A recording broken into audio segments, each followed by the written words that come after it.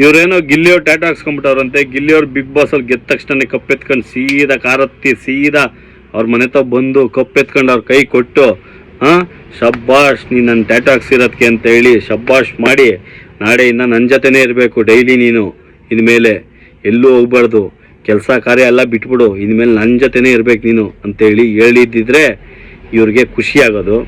ಆ ಥರ ಮಾಡಲಿಲ್ವಲ್ಲ ಗಿಲ್ಲಿಯವರು.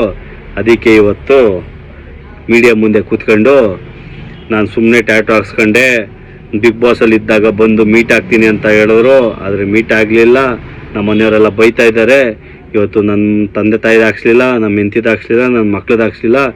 ನಾನು ಸಪೋರ್ಟ್ ಮಾಡಿದೆ ಗಿಲ್ಲಿಗೆ, ನಾನು ಗಿಲ್ಲಿ ಟ್ಯಾಟೋ ಹಾಕ್ಸ್ಕೊಂಡು ತಪ್ಪು ಮಾಡಿದೆ. ಇವತ್ತು ಗಿಲ್ಲಿ ಚೇಂಜ್ ಆಗಿದ್ದಾನೆ. ನಾನು ತುಂಬ ಅಂದರೆ ತುಂಬ ಸಪೋರ್ಟ್ ಮಾಡಿದೆ ಗಿಲ್ಲಿಗೆ. ಸಪೋರ್ಟ್ ಮಾಡಿದ್ದಕ್ಕೆ ಏನು ಸಿಕ್ತು ಅಂತ ಇದ್ದೀರಲ್ಲ, ಅಷ್ಟೇ, ಇನ್ನೇನು ಸಿಗಲ್ಲ ನಿಮಗೆ. ರೀ ತಂದೆ ತಾಯಿ ಹೆಸ್ರು ಹಾಕ್ಸ್ರಿ, ಮಾಮ್ ಡ್ಯಾಡ್ ಈ ಥರ ಹೆಸ್ರು ಹಾಕ್ಸ್ರಿ. ನಿಮ್ಗೆ ಯಾರು ಹೇಳಿದ್ರು ಗಿಲ್ಲಿಯವ್ರ ಫೋಟೋ ಹಾಕ್ಸೋಕ್ಕೆ? ಗಿಲ್ಲಿಯವ್ರು ಏನಾರು ಹೇಳಿದ್ರ? ನಾವು ಗಿಲ್ಲಿಗೆ ವೋಟ್ ಮಾಡಿದ್ದೀವಿ ಹಂಗಂತ ಹೇಳಿ ಅಚ್ಚೆಗಳೇ ಹಾಕ್ಸ್ಕೊಂಡ್ರೆ ಮಾತ್ರ ಗಿಲ್ಲಿ ಅಭಿಮಾನಿ ಅಂತನಾ?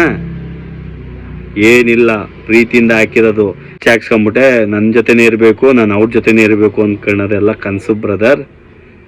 ಕಷ್ಟಪಟ್ಟು ಎಷ್ಟೋ ವರ್ಷದಿಂದ ಸಾಧನೆ ಮಾಡಿರೋದಕ್ಕೆ ಈಗ ಫಲ ಸಿಕ್ಕಿದೆ ಅವ್ರಿಗೆ, ಸರಿನಾ? ನಿಮ್ಮಿಂದ ಅಲ್ಲ, ನನ್ನಿಂದ ಅಲ್ಲ, ಸಾವಿರಾರು ಕೋಟಿ ಓಟ್ ಬಿದ್ದು ಗೆದ್ದಿರೋ ವ್ಯಕ್ತಿ ಆ ವ್ಯಕ್ತಿ.